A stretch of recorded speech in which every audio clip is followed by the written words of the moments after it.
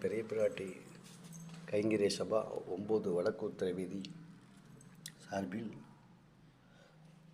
வைகுண்ட ஏகாதசி மறுநாள் இன்று புதன்கிழமை துவாதசியை முன்னிட்டு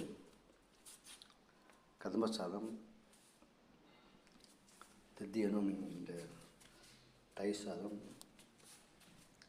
சீரும் சிறப்புமாக தயார் செய்து ஸ்ரீரங்க பக்தர்களுக்கு அன்பளிப்பாக வழங்குவதற்கு தயாராக இருக்கின்றது.